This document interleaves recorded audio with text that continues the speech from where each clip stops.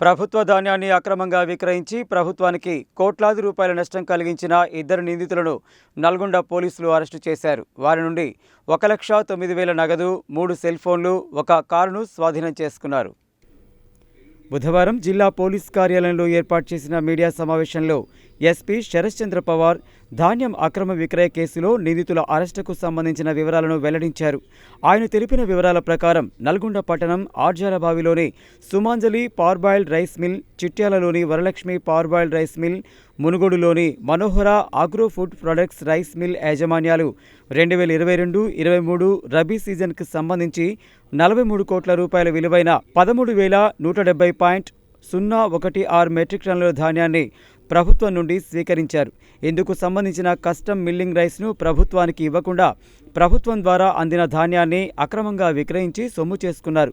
ఇందులో సుమాంజలి rice mill 22 కోట్లు, Varalakshmi rice mill 19.33 కోట్లు, మనోహర రైస్ మిల్ 1,40,00,000 రూపాయల మేరకు ప్రభుత్వానికి నష్టం కలిగించారు. దీనిపై అందిన ఫిర్యాదు మేరకు నల్గొండ రూరల్, చిట్యాల, మునుగోడు పోలీస్ స్టేషన్లలో కేసులు నమోదు చేసి విచారణ చేపట్టారు.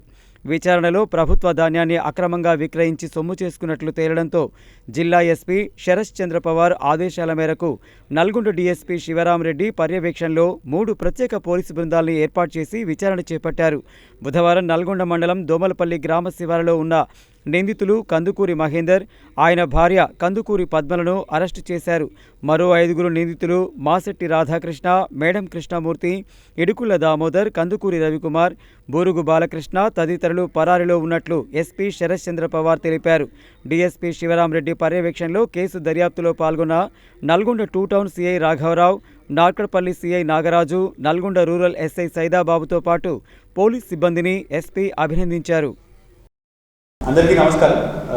నల్గొండ జిల్లాలో గత 2-3 డేస్ నుంచి కూడా సివిల్ సప్లైస్ డిపార్ట్మెంట్ నుంచి వచ్చిన పిటిషన్స్ మీద మనము ఎఫ్ఐఆర్స్ కట్టడం జరిగింది. మొత్తం కలిపి 7 ఎఫ్ఐఆర్లు మనము రిజిస్టర్ చేసాము. దీంట్లో మొత్తం గవర్నమెంట్ ప్యాడీ వర్త్ 191 crores వరకు గవర్నమెంట్ ప్యాడీ ప్రొక్యూర్ చేసుకొని మళ్ళీ గవర్నమెంట్కి డబ్బులు కట్టకుండా రైస్ మిల్స్ చీటింగ్కి, మిస్అప్రాపరేషన్ ఆఫ్ ప్రాపర్టీకి పాల్పడాలని చెప్పేసి మనం ఎఫ్ఐఆర్స్ కట్టడం జరిగింది.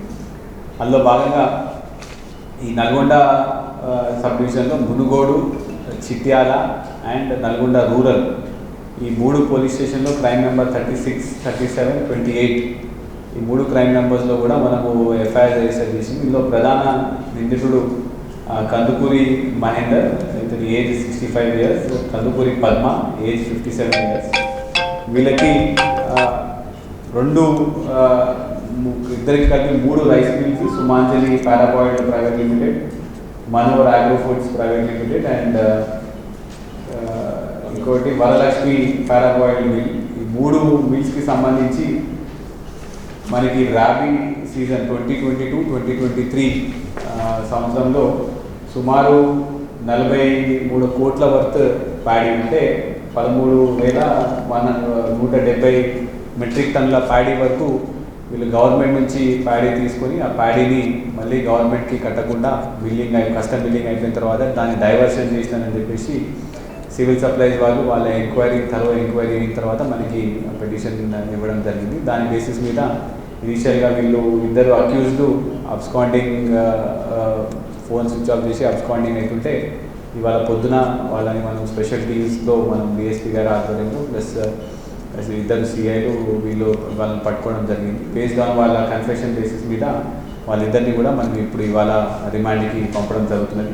మిగతా అక్యూజ్లు కూడా అందరూ అబ్స్కాండింగ్ ఉన్నారు. వాళ్ళని కూడా మిగతా కేసులు కూడా త్వరలో పట్టుకొని తప్పనిసరిగా వాళ్ళని కూడా రిమాండ్కి పంపడం జరుగుతుంది. బేసిక్గా గవర్నమెంట్ సివిల్ సప్లైస్ నుంచి ప్యాడీ తీసుకున్న తర్వాత ప్యాడీ మళ్ళీ గవర్నమెంట్కి సప్లై చేయకుండా దాన్ని డైవర్ట్ చేసి వాళ్ళ స్టాక్స్ కూడా మెయింటైన్ చేయకుండా వాటిని మళ్ళీ వీళ్ళు మిస్అప్రాపరేషన్ చేసి చీటింగ్ చేయడం వల్ల మనకి సివిల్ సప్లైస్ కంప్లైంట్ ఇవ్వడం వల్ల మనం ఇవాళ ఈ పిటిషన్ ఇది మీద ఎఫ్ఐఆర్ రిజిస్టర్ చేసి వాళ్ళని మనం రిమాండ్కి పంపడం జరుగుతుంది.